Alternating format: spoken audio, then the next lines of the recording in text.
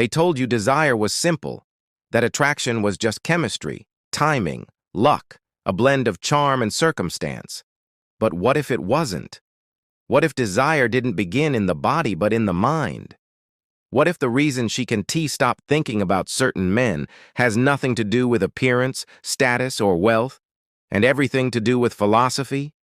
Immanuel Kant understood this centuries ago when he released an idea so dangerous that it still unsettles modern women. The man who governs his reason governs her desire, because desire, when stripped to its core, is not chaos, it's a longing for order. And the man who remains composed when others beg for validation becomes the axis around which the entire dynamic revolves. Kant did not chase pleasure. He dissected it. He knew that when a man becomes a servant to his impulses, he surrenders the throne of his autonomy. He becomes predictable, available, weak. But when he disciplines his mind, when he rejects the pull of instant gratification, something changes. Women notice it, the way animals sense a storm before it breaks. They cannot explain it, but they feel it in how he refuses to bend to emotional pressure, in how his gaze remains steady when tested. To her, it's unsettling. To him, it's power. Kant's forbidden philosophy was never about suppressing desire. It was about mastering it until desire itself bows. Every man feels the instinct, that primal urge to chase, to seek approval, to prove his worth through female attention. It's ancient. It's biological. But Kant warned that the moral value of a man begins exactly where his instincts end. He believed true strength is to act not from impulse, but from principle. So when she flirts to test you, when she withdraws to make you chase, when she pokes at your ego, the Kantian man does not react. He evaluates, because he understands that the most seductive force in the world isn't desperation, it's detachment. Women don't remember the men who follow desire. They remember the one who makes desire follow him. That is the forbidden secret. She doesn't fall for the man who needs her. She falls for the man who doesn't, not from arrogance, but from balance, because she realizes, even if subconsciously, that his self-control is the rarest luxury. In a culture addicted to indulgence, a man who chooses discipline appears divine. She will never forget you, not because you loved her the loudest, but because you remained still when she expected you to fall. Kant called it moral autonomy. Modern psychology calls it emotional dominance. But every woman recognizes it instantly, the quiet danger of a man who cannot be moved by desire. Today's world tells men to be expressive, vulnerable, to wear emotions openly as though they are the new currency of love. But Kant would look at today's men and sigh in quiet disapproval. Because what he saw as sacred, self-governance, rational mastery, the moral backbone of choice, has been watered down into emotional exhibitionism. Men think that sharing their feelings is proof of depth. But Kant would tell you, depth isn't in what you reveal, it's in what you can contain. The man who feels everything but controls himself is infinitely more powerful than the man who broadcasts his storms. Women don't fall in love with emotional chaos.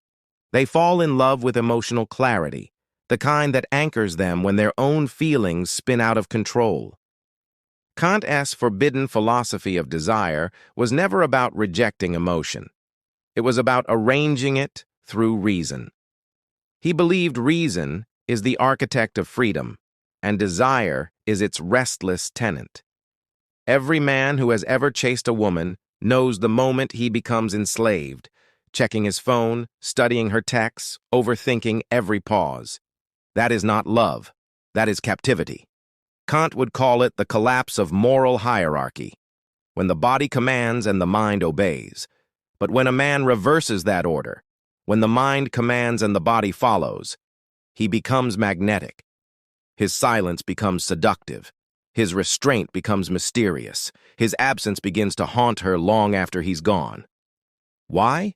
Because women are not drawn to control. They are drawn to containment.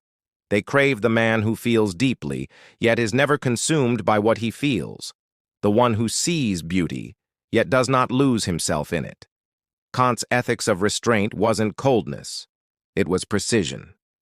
He once said that a good will shines like a jewel, valuable not because it brings pleasure, but because it governs itself. And that is the paradox of attraction. The less you try to please her, the more pleasing you become, because your value no longer depends on her reaction. It radiates from your inner coherence. You're no longer performing for her attention. You're emanating from your integrity. And that is the man she never forgets, the one who left her wondering, not because he played games, but because he never broke character. He didn't chase her, because his attention wasn't free. It was earned. In Kantian terms, he becomes an object of moral respect, the kind even desire cannot corrupt. Every woman eventually encounters a man like this. And when she does, something inside her rewires. She may go on to love louder men, richer men, more charming men, but she will never recreate that sensation, that haunting calm in the presence of a man who doesn't need her, yet sees her clearly. Any woman who meets a Kantian man finds herself caught between fascination and fear, because she senses something ancient within him, a kind of authority that comes not from dominance, but from discipline. She cannot provoke him, cannot sway his emotions, cannot force his silence to break unless he chooses. And that is what terrifies her. His declining to engage in the patterns she expects. He won't debate for approval. He won't vie for her focus. He just exists. And in that quiet, she starts to sense the burden of her own volatility. Kant held that all moral agents should behave not by feeling, but by moral law. Thus, when a man uses this on desire, he turns into a completely different kind of person. He won't flirt automatically. He interacts by decision. He won't chase for reassurance. He chases for compatibility. And if she fails to match his level of control, he won't chastise her. He just pulls back. Because for him, self-regard is non-negotiable. You can't shame a man who operates on logic. You can't trap with feeling a man aware of silence's strength. And you can't possess a man whose main joy is self-command. That's where the secret aspect of Kant's ideology rests. Not in the sensual, but in self-rule. When a man finds pleasure in the stress of inaction, the allure of holding back, the calm of self-possession, he gets mentally unreachable. Desire begins to circle him as a planet does a star that stays still, and women, if they confess it or not, are pulled to that gravitational force. It's the poise that makes them see their own turmoil, the reason that contests their feeling, the reflection compelling them to face what they are before real steadiness. Most men now worry they're not understood. The Kantian man does not. He is aware that being misread is the price of significance. Let them say he's cold, remote, unfeeling, as he is aware of the variance between coldness and command. Coldness is apathy from a void. Control is poise from a goal. When she tries him with effective tempests, he won't preach or flee in alarm. He hears. And that silent self-possession makes her crazy, as she's accustomed to disorder. His quiet is the clearest reflection she's ever met. And in that mirror, she sees she cannot move him since he was never clinging to her. Ultimately, she will not forget him. Not for loving flawlessly, but for loving with reason. His fondness was ne'er dispersed, ne'er reactive. It was intentional. And in a reality where all react on urge, intention is scarce and memorable. You can see when a man has entered Kant's domain of self-control. He won't elevate his tone. He won't hurry to show he is correct. His self-assurance is silent, the sort that makes other men restless and women extremely intrigued. He hears more than he talks, and when he at last talks, each word hits like a target right through the clamor. Kant held that self-worth isn't given by anyone. It's applied via the decisions you enact when you are not seen. The Kantian man personifies this. His self-control isn't for display. It's his code. It is in how he eats, shifts, talks, and also loves. He knows the real conflict of wanting isn't in the environment. It's within his own self. Most men fail ere the battle starts as they seek to win women ere winning their own impulses. But Kant's secret wisdom was that to govern desire, you must first articulate it. He queried, "What is it I genuinely crave? Not what your self-image craves, not what isolation murmurs late, but what your logic endorses when the feelings recede, since anything sought lacking ethical focus will finally bind you." This is why current men exhaust themselves seeking joy. They confuse ownership with strength. Kant understood more. Strength isn't controlling others, it's controlling the self. When a man attains that stage of self-command, his aura shifts. Women sense it right away, not via speech but via bearing. He might cross a room and speak naught, and still his simple quiet creates sound. It isn't pride, it's consciousness. It's the faint realization that approval from people can't raise his value, and denial cannot reduce it. That's the balance that draws people to him, as all are sinking in their own want to be noticed, and he is the scarce man who doesn't plead for it. He decides when and who to notice. Kant's ideology makes common appeal an ethical occurrence. It changes carnality to respect. When he holds her, it's not from craving, but purpose. When he departs her, it's not to chastise, but to protect his independence. His love turns into a reflection of his control, ordered, significant, and completely in his command. And that is the riddle women cannot flee. They want liberty, yet are pulled to the man who personifies limits. Since in his constraint, they feel secure. In his quiet, they feel noticed. In his logic, they get something more potent than wanting, steadiness. And after a woman encounters that sort of man, no other matches. She can go on, laugh aloud, fake forgetting. But inside, she knows she found someone immovable. A man whose affection arose not from urge, but from intent. A man who might have had her, but had no need to. That is why she won't forget him. Since he was not one more partner, he was an instruction. What divides a Kantian man from others is his connection to time. Most men hurry through existence, through love, through all, always responding, always chasing, existing as captives to the next effective spur.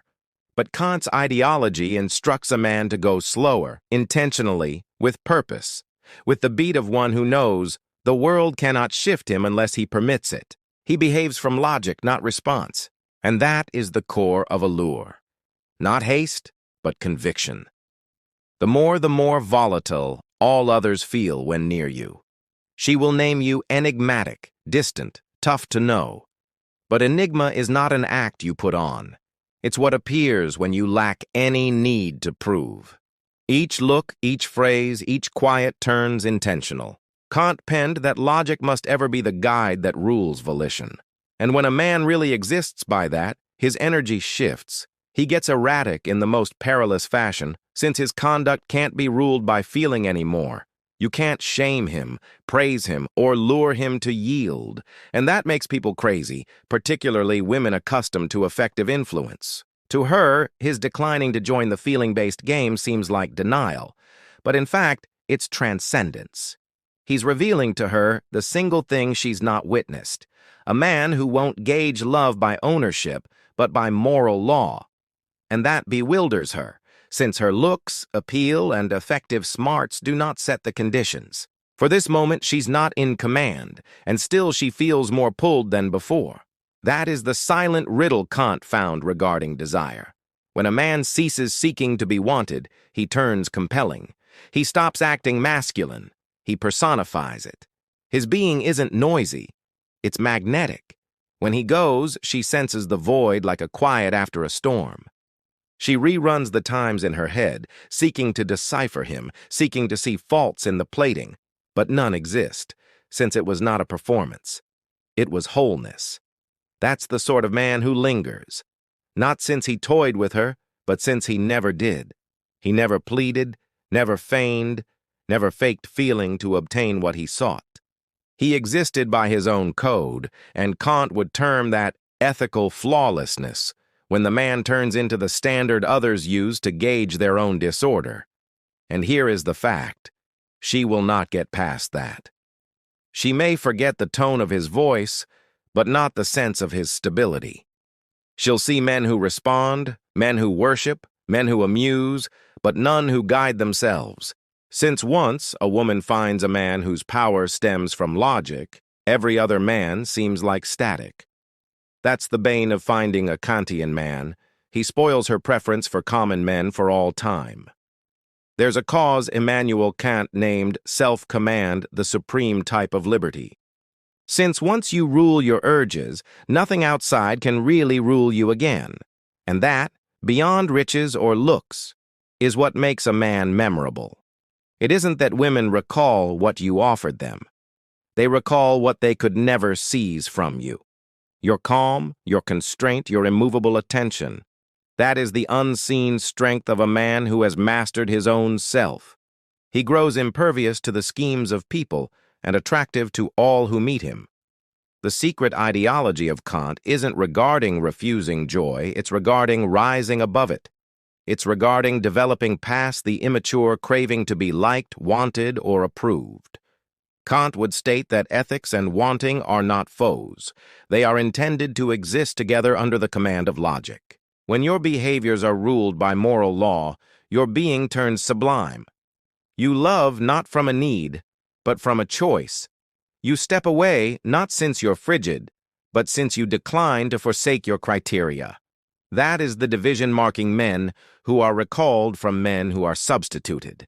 She'll not forget you, since you did not yield to her turmoil. You held fast to your own rules. You did not attempt to show your value via speech. You unveiled it via quiet. You did not seek approval. You exuded focus. And that focus, that ethical calm, is the most scarce item in a reality hooked on urges. You turned into the breathing personification of Kant's ultimate command, to see yourself as a goal, never as a tool. You did not exploit her for approval, and you did not let yourself be exploited for amusement.